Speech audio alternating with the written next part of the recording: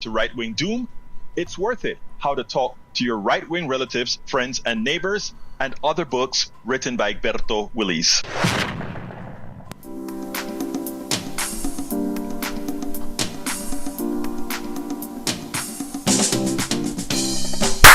Welcome to Politics Done Right. My name is Egberto Willis, your host. Good morning, Houston. Good morning, Harris County. Good morning to the great state of Texas. Good morning to the United States of America. Good morning to the entire world receiving our signals via the magic of the internet, formerly known as the ARPANET. Created by whom? Created by we the people. We the people. Now controlled by billionaires. Now being used by billionaires to change our mental psyche, to indoctrinate us on fallacies, something that we've got to mitigate, something we've got to get smart about. And now with TikTok, the last bastion of independent social media being controlled by yet another American billionaire or a group of American billionaires, it is something to watch. Anyway, without further ado, get to welcome the studio, El Señor Jacques Van Beber and Mayana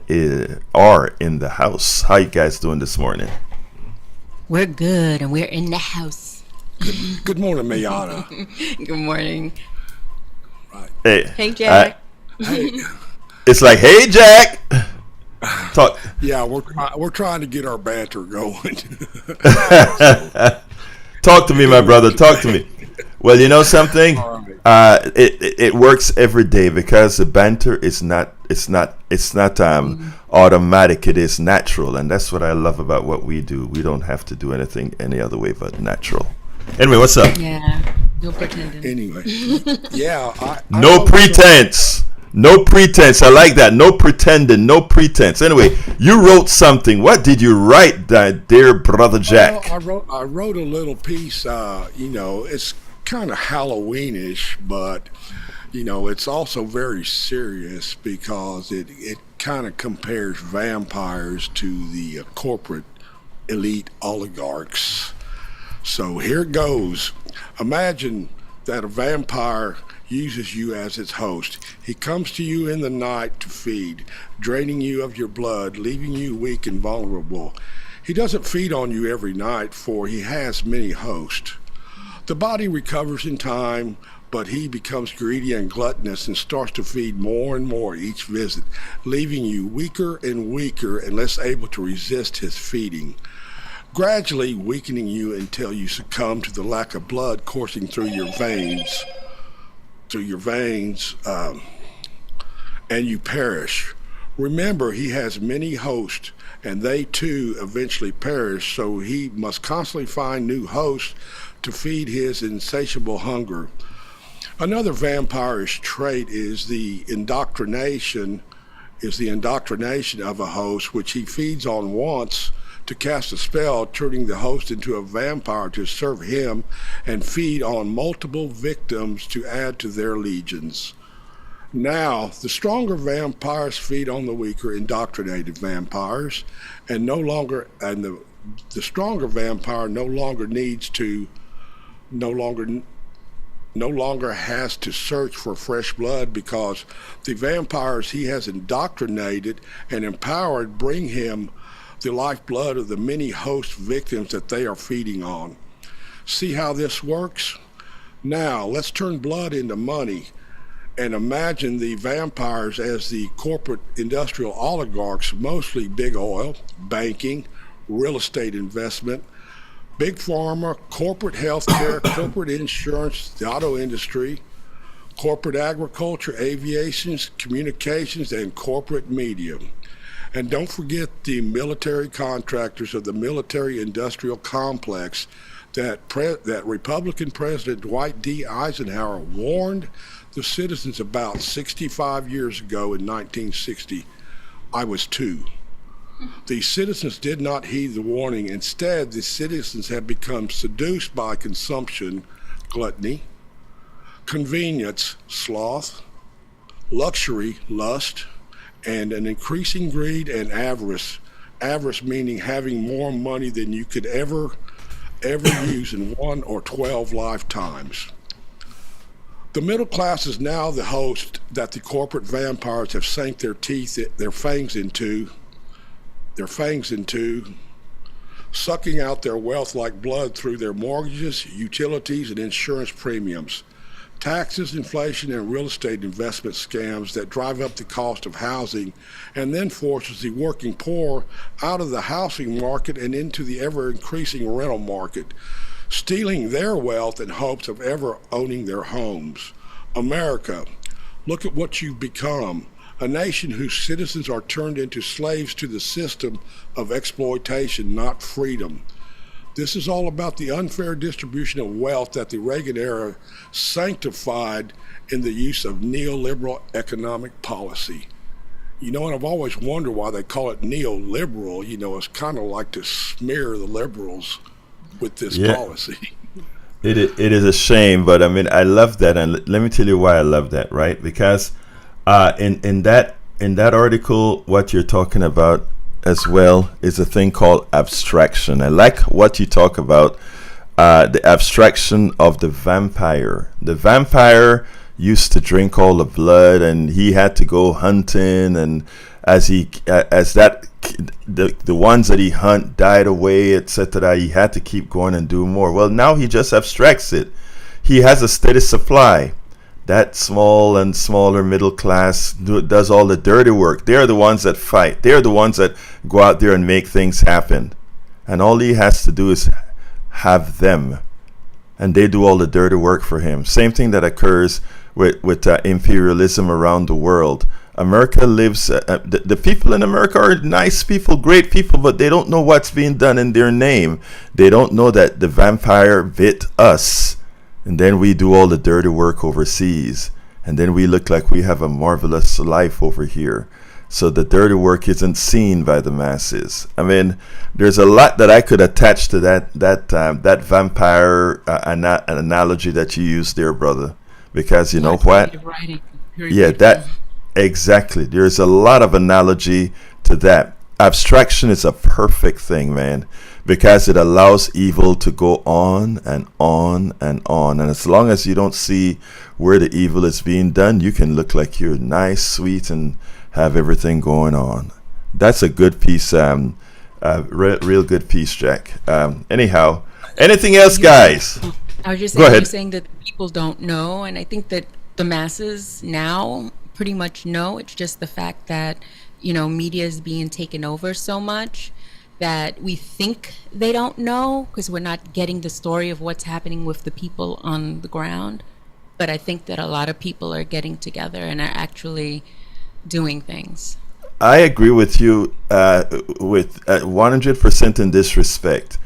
You have that we're approaching 3.5% of the people that are actively rebelling against what's occurring. And in the world of, I don't want to use the word revolutions because people like to think of it as a violent thing, but in a world of change, once you get 3.5% of the population aware, you start to see actual change, and that is what's really happening. So they are becoming aware. And there's something else, Mayana. You remember this morning you were talking about what's going on with the books, right? You're talking about what you read about the Texas controlling the book market, 10 Republicans, 5 Democrats. And I actually what? heard it on the Artisan that came on just before, and I was thinking it was so interesting as I was driving over here.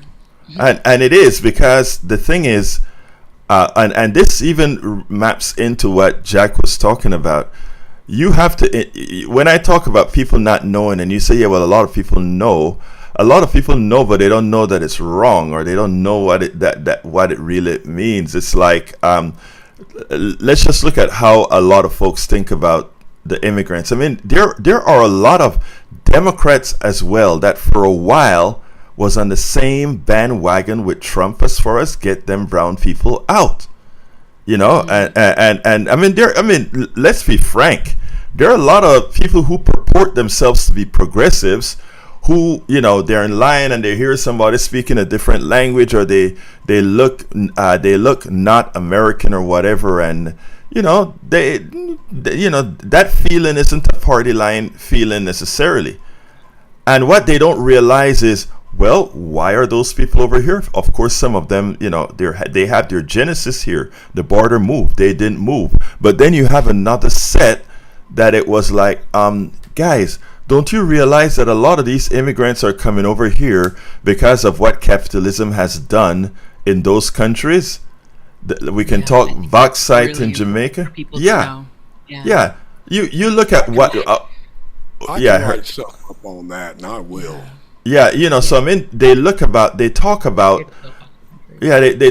immigrants. They don't understand that there is for every action, there's an equal and opposite reaction. F is equal to ma as well, right? I mean, they don't. That's force equal mass times acceleration. Anyway, but they don't accelerate. They don't understand these concepts that a lot of what we're seeing is known as also blowback. They don't understand also that, well, if you're talking about high prices, if you're talking about supply chains, when you start deporting all these illegals, nobody's illegal, but when you start deporting these people, right, you're cutting yourself, because Americans no longer want to go out there in the fields and pick harvest sweet potatoes and parsley and all. They don't want to do that anymore. And after all, it's not something that they want to do. Americans don't want to do that. Other countries are sending people, or other people come to this country knowing there's work to be done, to be needed, right? And they come. As we dump these people, the prices in your store goes up, because guess what? There's a lesser supply and demand. It's a concept that has nothing to do with capitalism. It has everything to do with reality. And, well, you get less supply, you get less of all these things. And people don't realize it. And why don't they realize this, Mayana and Jack? Because it's not taught in school. It's not taught how important, this really is to our society. All those companies that are buying up, the billionaires that are buying up these social media companies, look at where they're from. Look at where Musk is from. He's not from the United States, an immigrant. Of course, he came here purportedly illegally. Very involved in our lives. Right. Look at the founder, Peter Thiel, of PayPal, deep inside of our financial system. Not an American. Okay. Right. So we look at when you look at all these concepts, the level of not knowing that we have in this country, the level of ignorance. And guess what, guys? That's why we're here. We're here to say, let's all get smart together.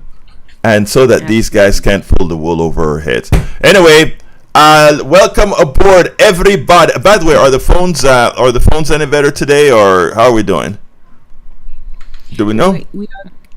We are going through a different line, so it may have a little feedback, the same thing, but we think it's going to be a little bit better. So okay, well, great. So folks, don't forget, when you're calling, and don't let the feedback or the you hearing yourself stop you from speaking. In fact, when you're speaking, so that you can speak clearly, maybe move the speaker or the headset or whatever you're using, so that you don't hear yourself, and talk, and then listen to when we respond. Also, I believe I understand that you may not be able to hear me from the phone while you're talking. We'll get all of these things straightened out. Anyway, welcome aboard from Substack, Lily, Liz Carrer, Judy, Barbara Fetante, beautiful from Austin, Kat, Cheryl Elkins, Margaret Ryan. Margaret says, good morning from Washington State. Valerie Vigna, Barbara Bernstein, Tucker, Janice Faye, welcome aboard. And then, of course, on our other chat, we've got Lisa Blair from Atlanta, Georgia, Joe from Los Angeles, California, Most Maniac from Houston, which says, Buenos dias, everybody. We've got two major subjects to cover today. One is the farmers in Argentina, and then we always talk about what's the word? We always talk about religious fundamentalism. Well, religious fundamentalism is growing quite well here in the United States of America. So these are the subjects we're going to discuss. The telephone number, of course, is 713-526-5738. 713-526-5738. May have a bit of problems with it, but we can fight it through. Come on in, John. Uh, 6573. Hello. yes, John, come on in. Yeah, say that, we call it neoliberalism. It goes back to the 19th century. The economy had very little regulation, and the result, immense poverty for many, many people, wealth for people who hired in their house and paid them a pittance, and is not liberal at all.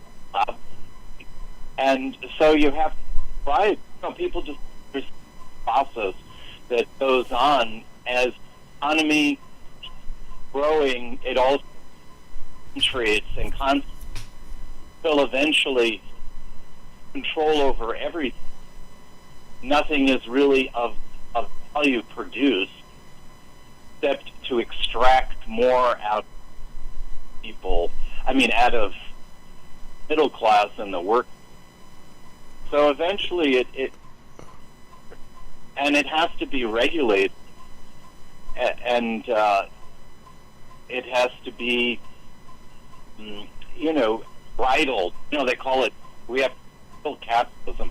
Elizabeth Warren is that. Robert Ish is also explaining that also. And I think people know something's wrong, but they don't understand that. Anyway, that's all. Thank you very much, and sorry for that problem that we're having with the phone. I know it makes it difficult for you to speak. That's why I tell anybody that's calling in, while you're talking, do not put the speaker at your phone, because you kind of hear yourself and it kind of confuses you. So please don't do that, so that we can actually get some smooth speaking from you. Thank you for that, Jack. Elizabeth Warren calls it accountable capitalism, right? I think until you remove the word capitalism for it, it cannot be accountable. That's my take. I think because we are, again, when I speak about indoctrination, because we're so indoctrinated into believing in that religion, capitalism as a religion, it holds us back from a true free system that supports us all. There's so much lying that has to go on for this system, this economic system. We're not talking about a political system. We're talking about an economic system. An economic system that pretty much rapes most. But we are so indoctrinated with this thing that so many people are scared to really talk about exactly what we need to do to make a system that really supports us all, and a system that doesn't allow a few to make billions on the backs of others. Billions that are in fact unearned. You talk about it, people want to call you a communist and all these other things. Do not buy into it until we open our minds and understand that there are better ways. We will continue to try to put a lipstick on a pig. And that's why even I'm a very strong supporter of Elizabeth Warren. But the mere fact that she has to call what she believes in accountable capitalism shows you the danger of the word proper, because she still has to use it for it to get managed. You read what accountable capitalism is, and guess what? It isn't capitalism at all. All right, Jimmy, come on in.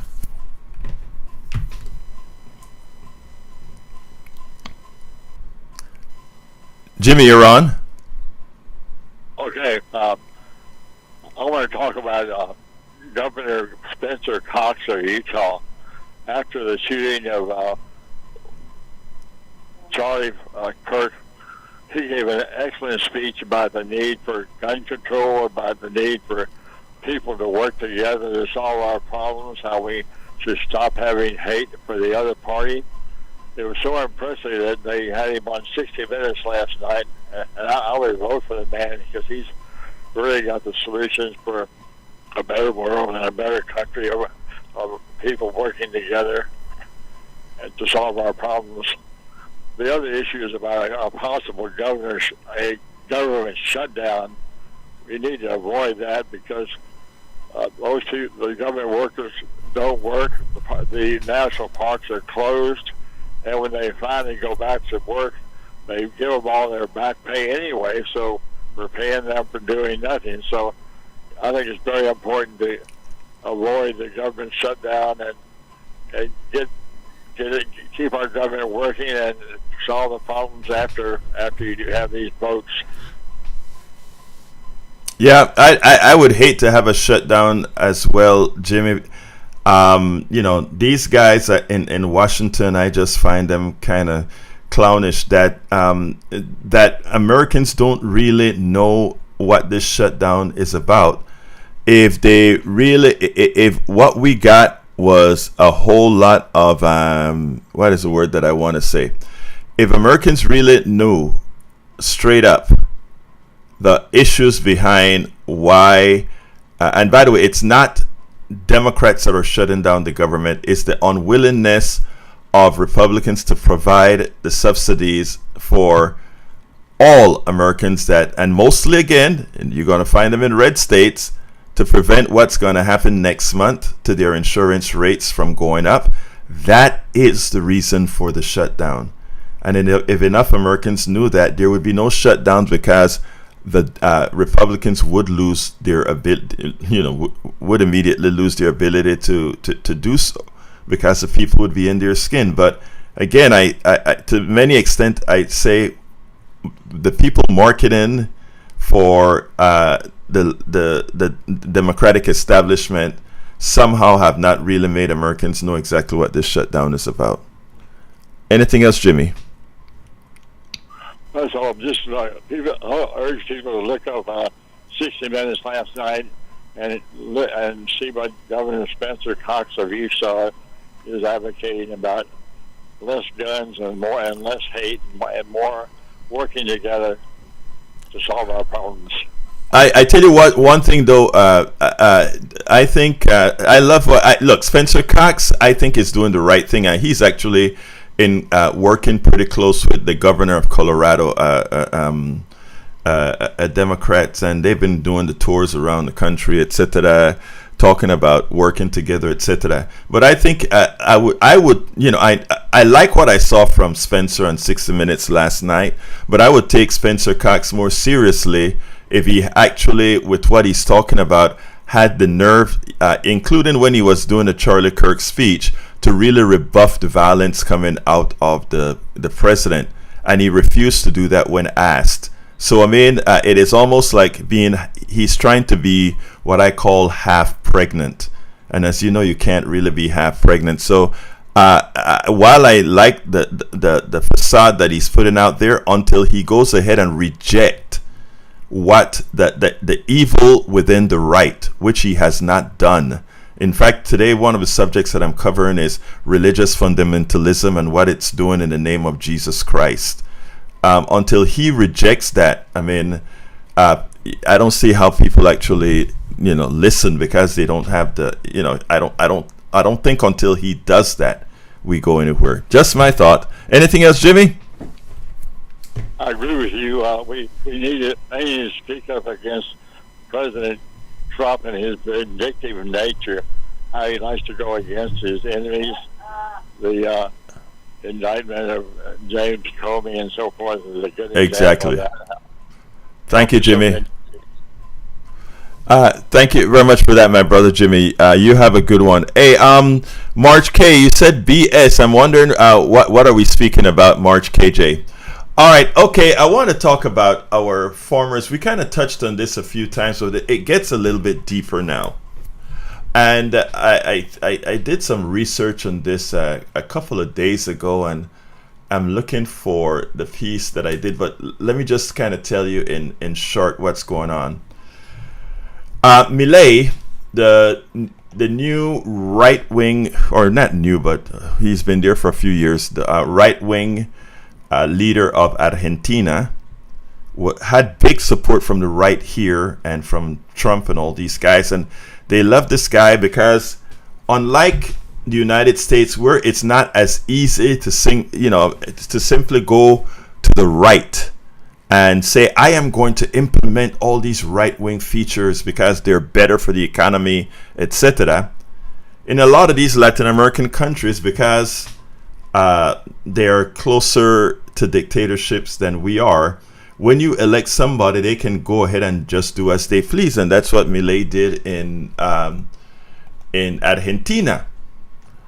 And so he put the right-wing policies, Project 2025, on steroids in Argentina, and it destroyed the Argentinians' economy. And when I say destroyed the economy, I mean it. Argentina used to be one of the richest countries in the world, one of the richest Latin American countries in the world as well. And now they're nothing more than a poor country. And this was all done by right-wing crap, not by a social state. Have you believe this was because of a social state? No. What Milei did is what a lot of the Republicans want to do here in the United States, and create something called austerity. Austerity means we reduce the people's pensions that's provided by the government. We reduce government services. We reduce all these things that the government provide. And by the way, when we talk about the government providing, remember what we're talking about. Things that are provided through taxing those who should be taxed, right? All of us, that is. And so that's what was doing. So the system completely failed. They pegged their money against the dollar. So whereas some currencies are pegged towards gold, some silver, and ours towards the faith in the United States, the Argentinian government pegged their money to the dollar. What that also means, right, is you don't have flexibility. If you don't have your money pegged to the dollar, let me just say a little bit of economy here. If you have your own currency, what's known as sovereign currency, and you do everything in your currency, if things get out of whack in your country, right, you can devalue your currency so that the stuff that you export, etc., becomes much cheaper. So if you do that relative to the dollar, a lot of your products would be sold, and your economy can get rejiggered, because the exchange rate reflects, the power of your currency, etc., and you can make adjustments to your thing. Of course, imports become more expensive, but a country like Argentina that has a lot of resources, from cattle to farmland to all that good stuff, a lot of stuff would be more expensive, but a lot of stuff would be just fine as well. But they don't really the truth is, they don't really believe in free enterprise. What they implemented was capitalism on steroids. And that simply is an extractive system that doesn't work. So what happened? It failed. Just like when Bush came into power, what they attempted to do failed. Just like what Reagan's austerity, etc., failed until he implemented Keynesian economics. Nobody tells you that. But this great Reagan $16 million jobs, and by the way, Clinton had more in $20 million, and he did the exact opposite of not the exact opposite. He did quite a few things differently than Reagan did. But not until Reagan implemented Keynesian economics, which what it meant is that the government is a spender of last resort. So in building the military, in not getting rid of certain forms of welfare, etc., the economic motor ran crazy. Just like what Biden did with the IRA and all these other policies, the economy took off. People say, well, what about inflation?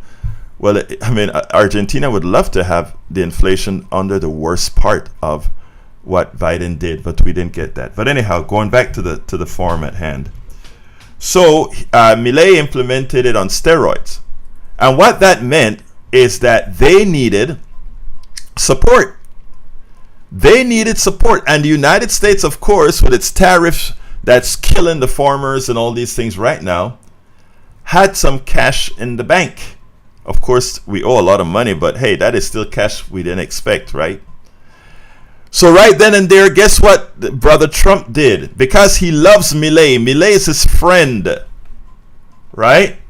So he decided to bail him out. Bail Argentina out. And gave Argentina $20 billion. Are there any farmers listening to me right now? Right now, we don't even have a bill. We don't even have a bill in Congress, a Congress run by the people you put there, farmers. We don't even have a bill out there that is saying, well, since we killed the farmers' soybean market, let's give them a subsidy. By the way, I don't really support that a subsidy should happen under what you guys believe in, but let's give them a subsidy so that they don't lose their farms to the corporate sector.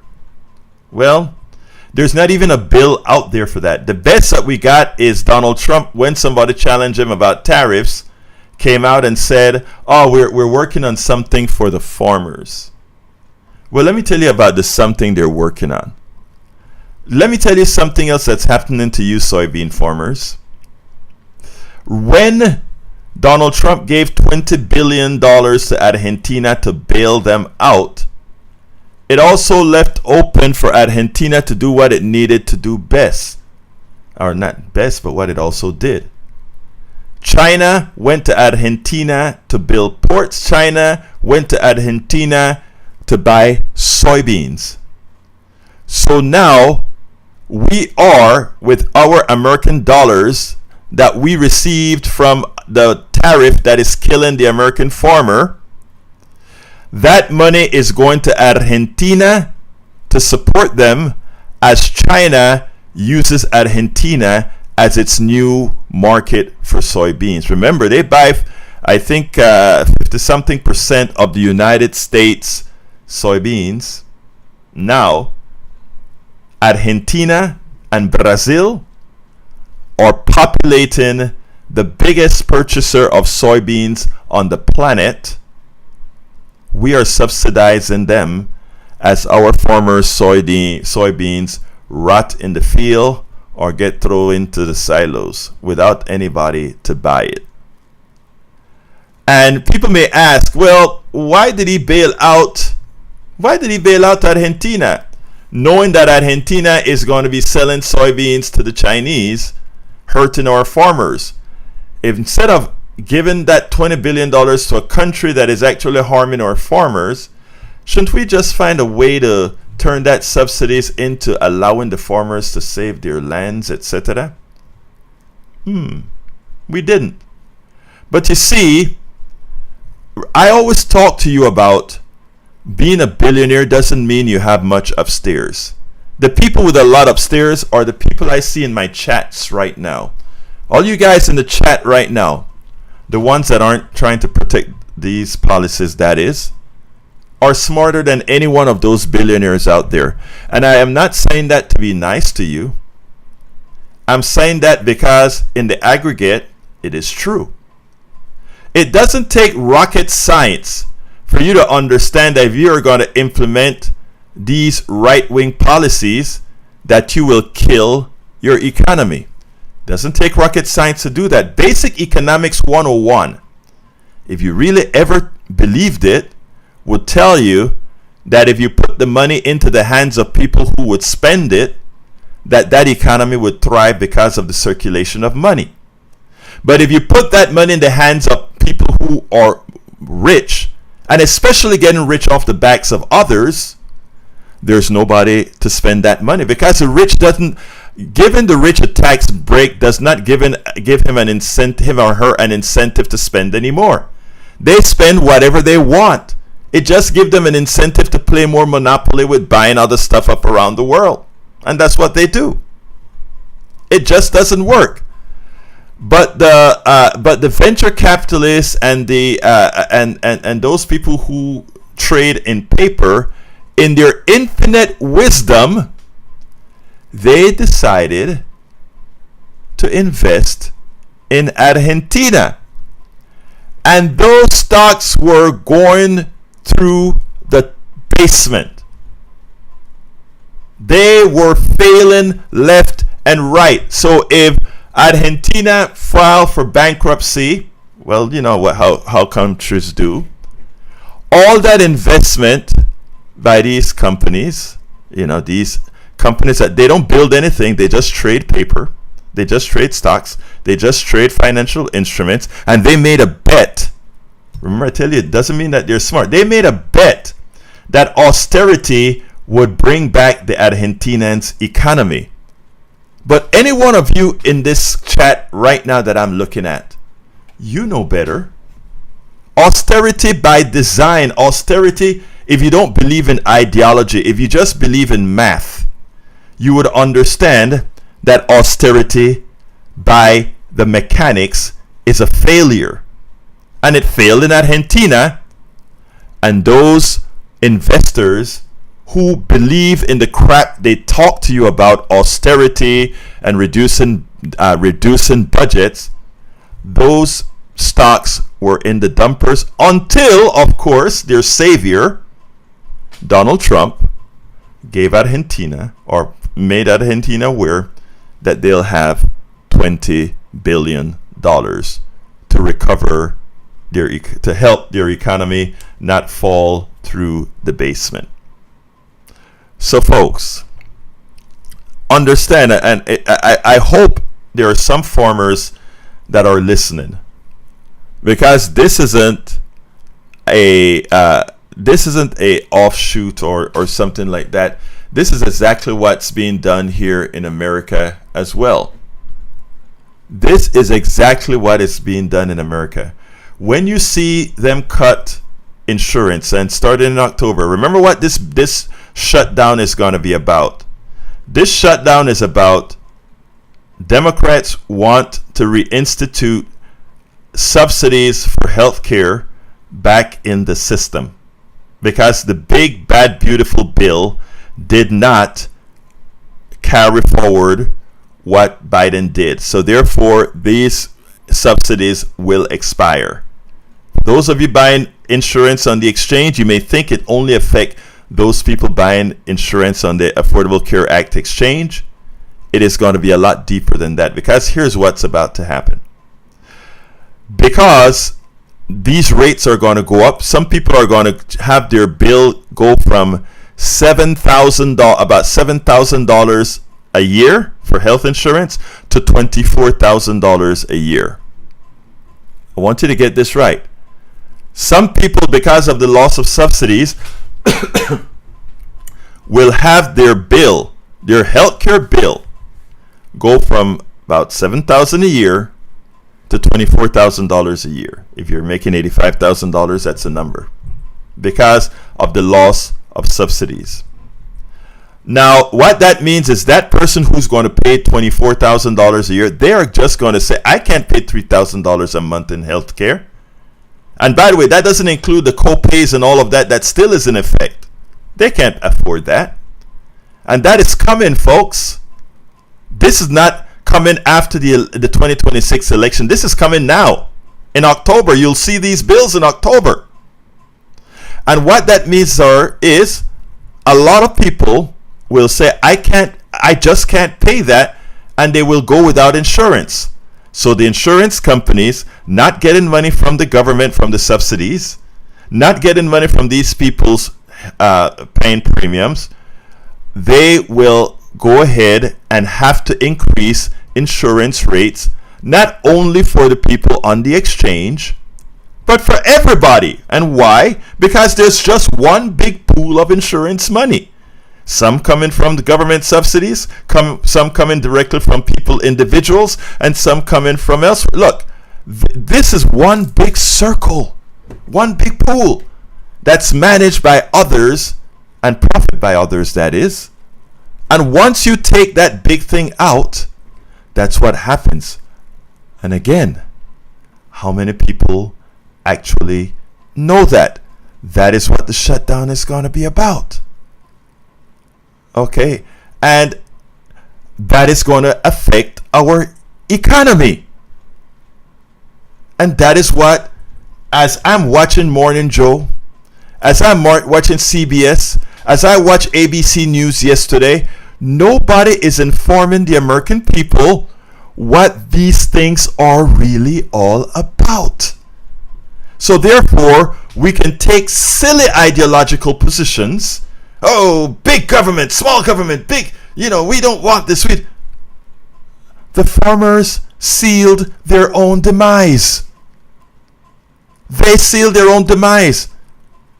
Classes, the upper classes, take care of themselves. Donald Trump didn't bail out the poor in Argentina. Donald Trump bailed out the investors whose investments skyrocketed as soon as he gave Argentina, or proposed to give Argentina, the $20 billion. Folks, did you hear this on mainstream media? And by the way, there are some media that is in fact reporting this, because that's how I got it, from obscure sources who have the receipts. But they don't publicize it for the masses to understand. And that's why we're here. And that's why we do what we do. That is why we do what to do. So, Steve, I don't understand what you said. Stephen says, farmers are about to become billionaires thanks to Trump tariffs. No. They're about to lose their farms. And the agribusinesses are about to buy them up. And exactly as Trump's former agricultural secretary says, we're going to have mostly industrialized farming. So small farmers with 100 acres or 50 acres or whatever, I'm sorry you voted for your demise, and you may have a comeback, but you don't have much time. Brian, come on in, line number 1.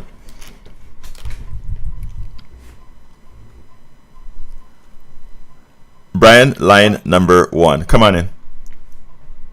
Yeah. Exactly how much did Eli Lilly invest in Houston this year? Brian, I'm going to tell you from now, when you call into this show, don't ask me those questions. You tell me what you want to say, okay? And then we can discuss it. Okay, it's in the billions. How many people wouldn't have a job without Eli Lilly and their investment there? Well, actually, dollars is being invested here in the United States from foreign countries. It's in the trillions. They're going to take the job that was overseas. They're bringing them back. What part of this don't you understand? What part of the employment rate don't you understand? What part of the economic system don't you understand? If you take a look at all the raw numbers, they're going all in the wrong directions, and they're going in the wrong directions because Donald Trump is doing all the wrong things. If you have any belief that a foreign country is going to come to America to prop up the American worker while they put their own workers in decline, you're dreaming. You're being hoodwinked just as much as the article you sent me yesterday. You are being hoodwinked. So, I mean, look, Brian, I don't have time to discuss fallacies that you read that doesn't make any economic sense. No, it's not at all. Not at all. But thank you for calling in. Let's go to Betty. Come on in, Betty.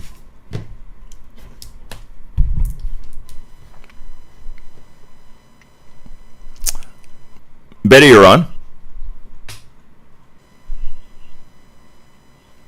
Okay, is Betty there? I guess Betty's not there. All right, folks.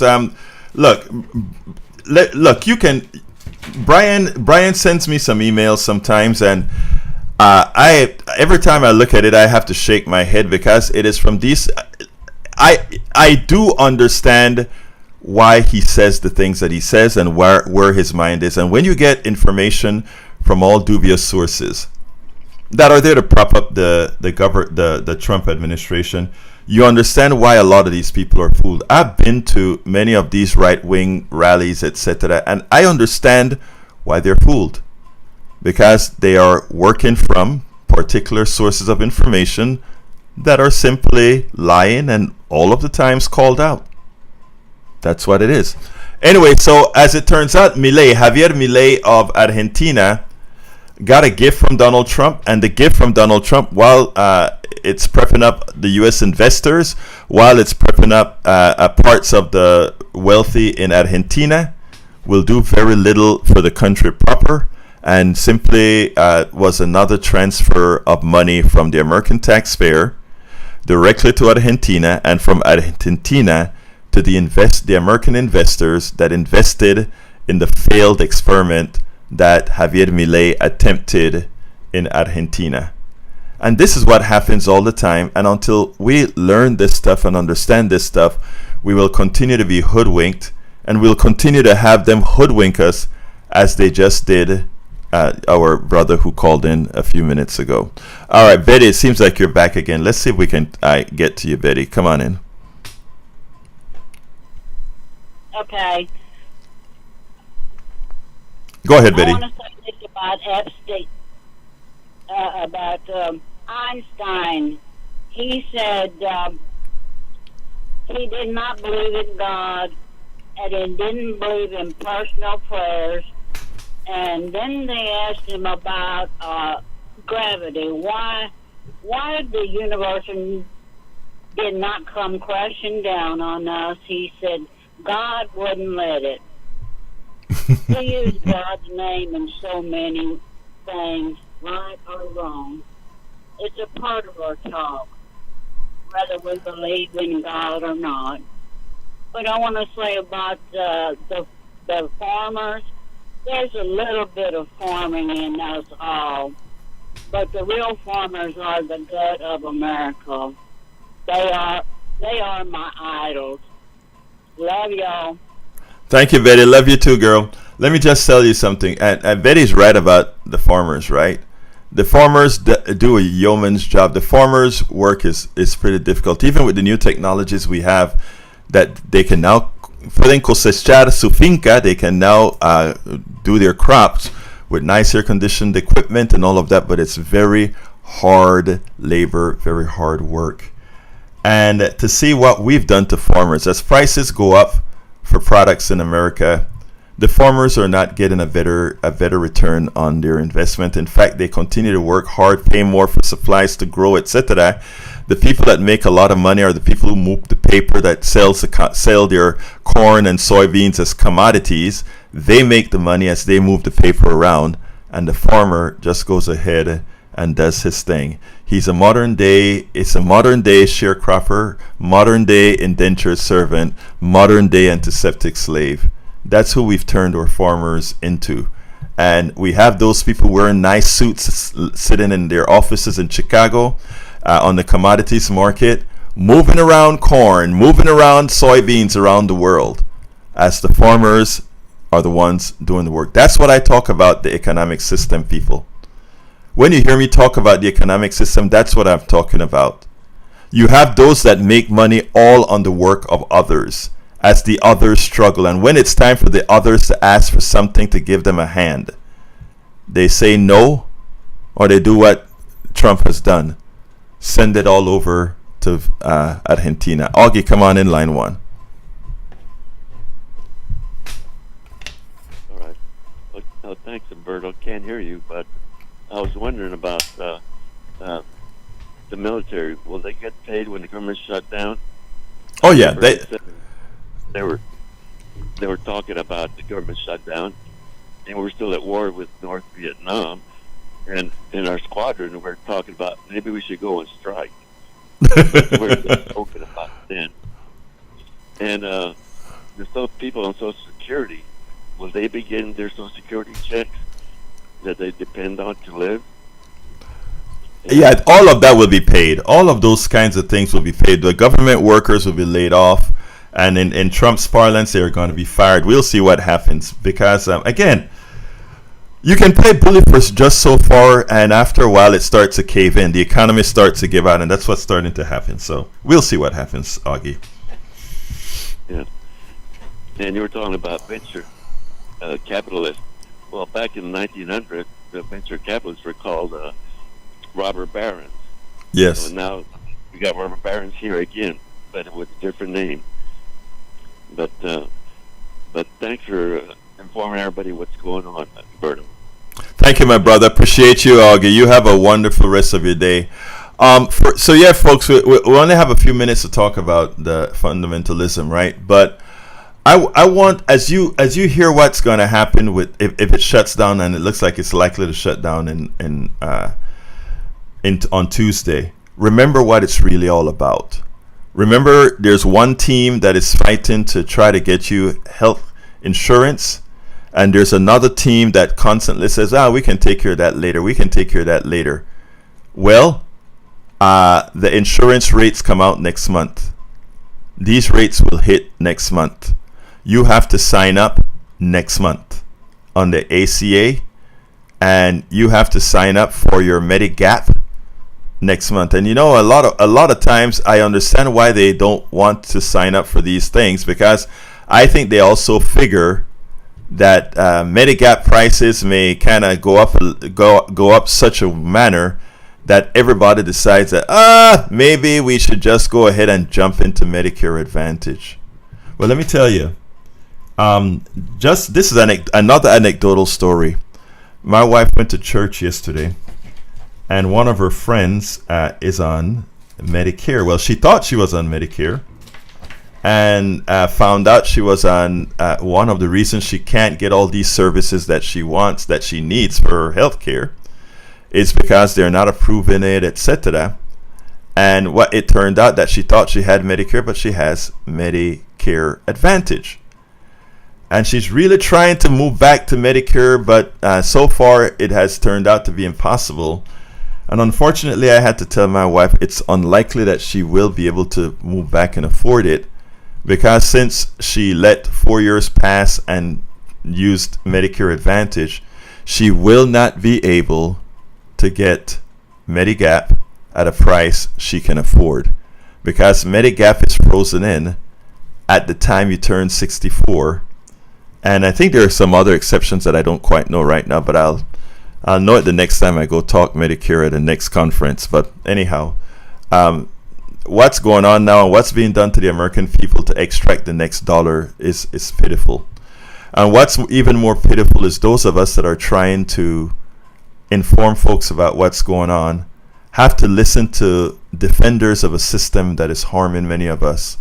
We have to get calls like our good friend Brian, who really honestly thinks he's doing the right thing by the American folks, but it's just prolonging our malaise. Bobby, come on in, line one. Please remember that come on in, Bobby, line one. Good morning. How you doing, Egberto? I'm doing fine. Talk to me, Bobby. First of all, I just wanted to commend you for always having Brian on. I know that we don't all agree with what he's saying, but I do commend you for always letting him speak. He did mention that, the other day that we should have no deficit. I like that. He has said one thing that I like. My other comment was that every year that they talk about shutting down the government, it always reminds me of, right before the 9/11, where Rumsfeld was talking about $2 trillion in the unaccounted Department of Defense spending. And that, in my opinion, was a very conservative number. And then I started to think, where are all these missing trillions of dollars going? Where's the equipment, or what did they buy with it? They can't tell us. They have excess money sitting there. They could run everything smoothly. But, we're so out of control with what is really happening in the government. Like last year I asked you, who is the people that tell the president which bases he's allowed to go to when he's supposed to go? He's supposed to be the commander-in-chief of the military. But to me, it just shows a true loss of control of our government. And, we'll sit here and shut down our parks and everything else. Meanwhile, the Department of Defense will be sitting there with trillions of dollars doing whatever they do with it. I am glad you said that, Bobby, because you talk about the wasteful $1 trillion and more in the Defense Department. I mean, you take a look at what we pay for every time you see Israel launches a missile, right? That is millions of dollars out of the American budget, but it stays in America. It's millions of dollars out of the American coffers, but it goes into the coffers of of these rich people who run all these defense contractors. You see, they're making a killing. They support it because they're making a killing. And a lot of this money is outside of the purview of all of us. And we continue to support it because of our ignorance. And what I'm hoping that with commentary like yours, with a lot of smart commentary like we have in the chats right now, that as more people find this out and tell their brothers, your sisters, your neighbors, your aunties, and everybody else, that eventually we'll see the light before it's too late. But a doctor, I forgot his name, astrophysicist, came out and said we are following the same path that Baghdad has followed. It doesn't happen quickly. You just go into a steady decline, and by the time you find out that you're down in the valley, it is too late. Thank you very much for your call, Bobby. All right, let's go ahead and I pass it on to the studio. Yeah, I was really glad to learn about Argentina. I had no idea about any of that. It's just, it boggles the mind. There's always money, but it's never spent on healthcare or anything, and that's where it goes. Unbelievable. Yeah, and that's the thing, right, Mayana? A lot of people don't. I heard you, Jack. A lot of people, that's the problem why we vote. People blame the voters. Yeah, thank you. People blame the voters, but I tell you what, it's not the voter. It is our information system. It is our media. Anyway, folks, let me tell you guys, I thank you for being here. Love you all. Please remember the rest of the program is at politicsdoneright.com/newsletter. politicsdoneright.com/newsletter. You can write me directly at kpft@politicsdoneright.com. kpft@politicsdoneright.com. Love you all. My name is Egberto Willis. This is Politics Done Right. And you guys know how I end this baby. I am what? Out!